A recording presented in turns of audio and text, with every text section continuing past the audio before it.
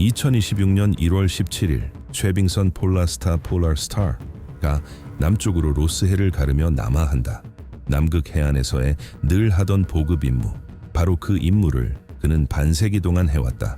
겉보기엔 모든 게 평소처럼 굴러간다.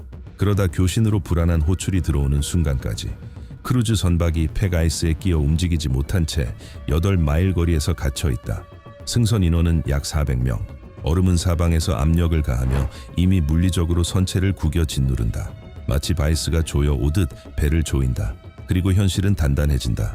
미국의 유일한 중급 쇄빙선이 임무를 접고 구조로 향한다. 그가 손상을 입으면 대체선이 없다. 자신에게도, 지금 함정에 갇힌 사람들에게도. 그리고 가장 가까운 지원은 1000마일 밖이다. 폴라스타는 즉시 동쪽으로 방향을 틀어 갇힌 라이너로 향한다. 둘 사이에는 8m의 얼음이 있다. 바로 그 얼음이 극지 수역을 위해 만들어진 선박조차 멈춰 세웠다.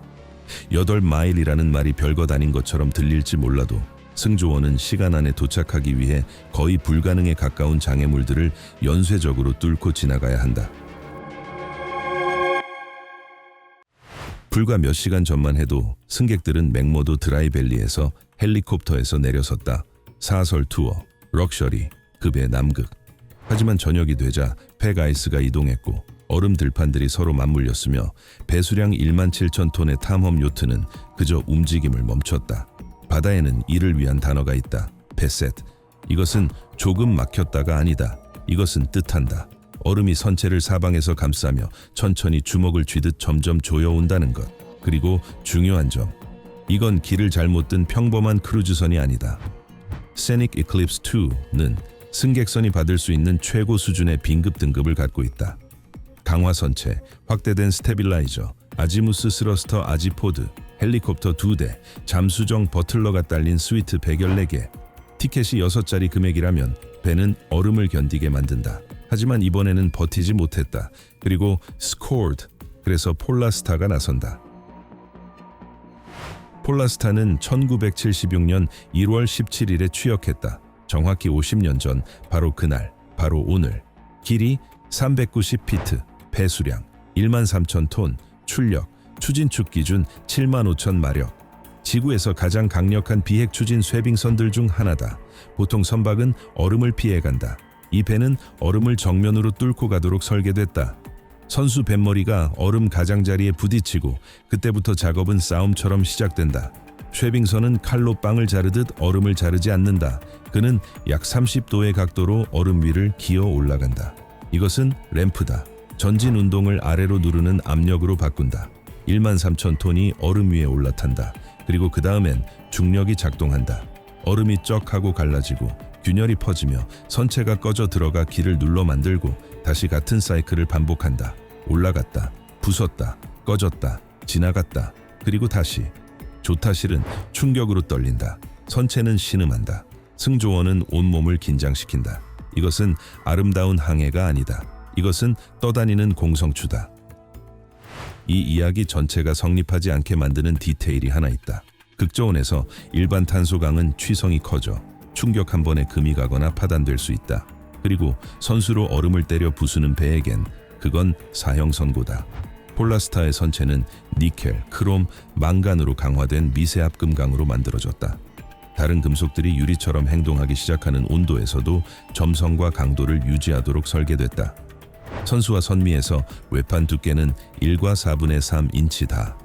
오늘 그가 견디는 모든 충격은 반세기 뒤에도 반드시 작동해야 하는 70년대 공학의 시험이다. 약 3마일 지점에서 땅에서는 볼 수 없는 순간이 찾아온다.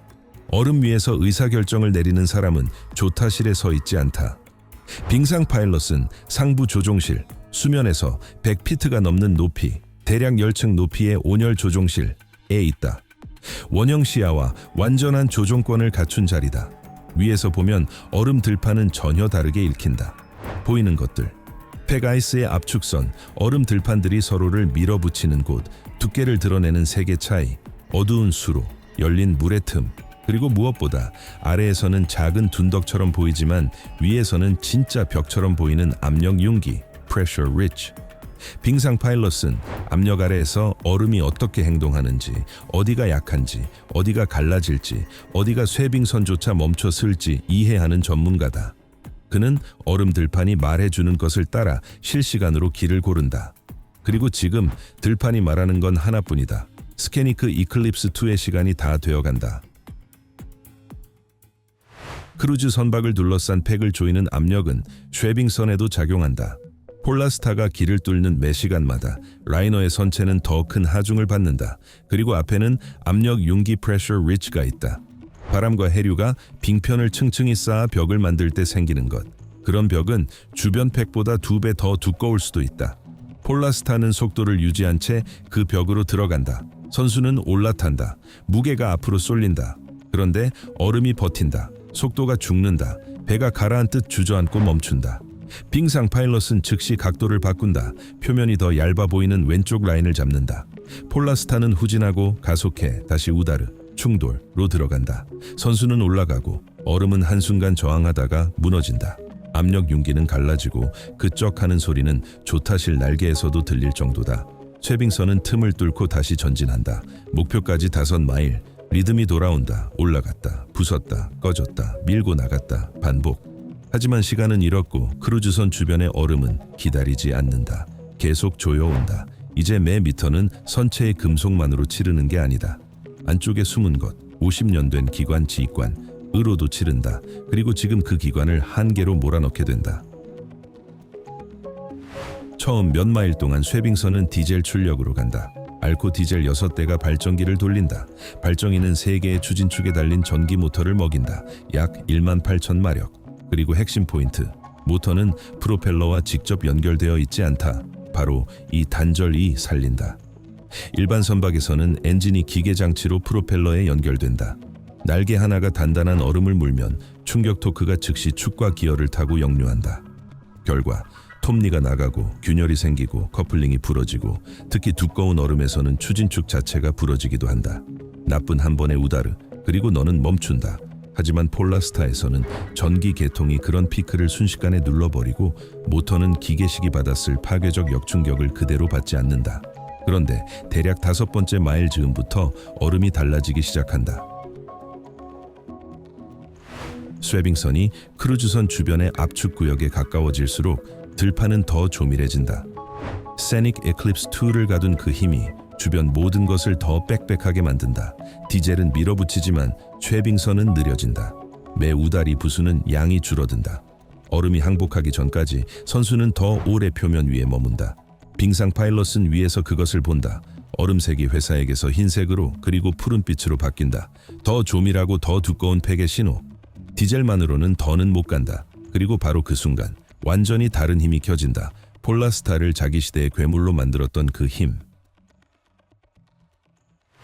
바로 그때 가스터빈이 레짐 출력 모드로 올라간다.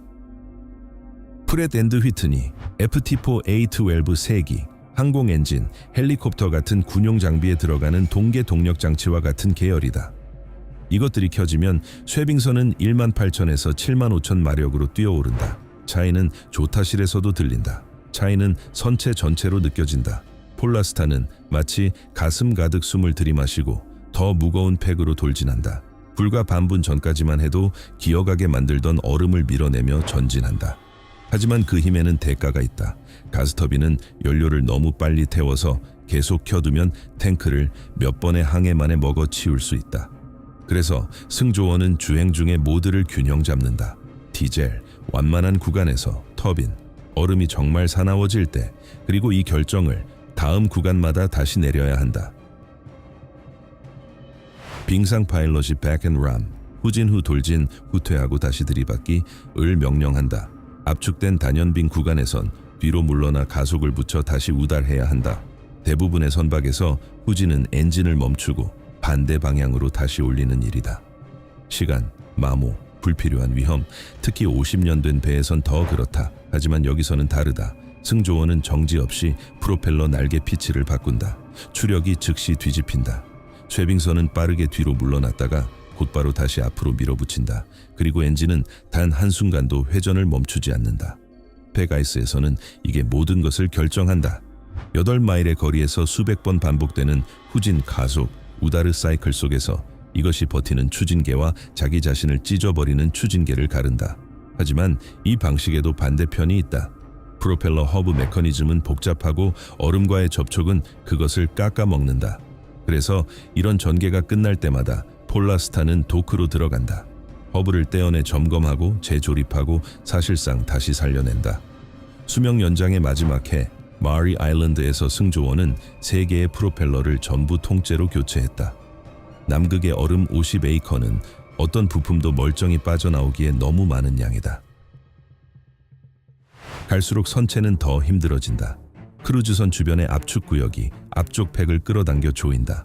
바로 그 얼음이 세닉 이클립스 2를 가두었고 이제는 쉐빙선까지 밀어붙인다. 그리고 마침내 얼음축 사이로 실루엣이 나타난다. 하얀 탐험 요트가 남극의 황혼을 배경으로 멈춘 무대 장치처럼 꼼짝없이 서 있다. 폴라스타가 도착했다. 하지만 이제부터가 가장 섬세한 단계다. 얼음을 정확히 부셔서 선박을 풀어주어야 한다. 그리고 동시에 상황을 더 나쁘게 만들지 말아야 한다. 왜냐하면 스케니크 일립스 2 주변의 얼음은 단순히 길을 막는 게 아니다. 선체를 사방에서 조여 누른다. 그리고 잘못된 한 번의 기동은 쥔손을 푸는 게 아니라 오히려 더 조이게 만들 수 있다. 빙상 파일럿은 시닉 이클립스 2 주변의 필드를 평가한다. 두께, 압축 방향, 어디가 더 약한지. 압축된 얼음에서 우다른 파동처럼 번진다. 균열처럼. 잘못된 곳, 잘못된 각도로 우달하면 그 파동은 크루즈선을 둘러싼 압력을 풀지 못한다. 오히려 얼음을 선체 쪽으로 더 밀어 넣을 수 있다.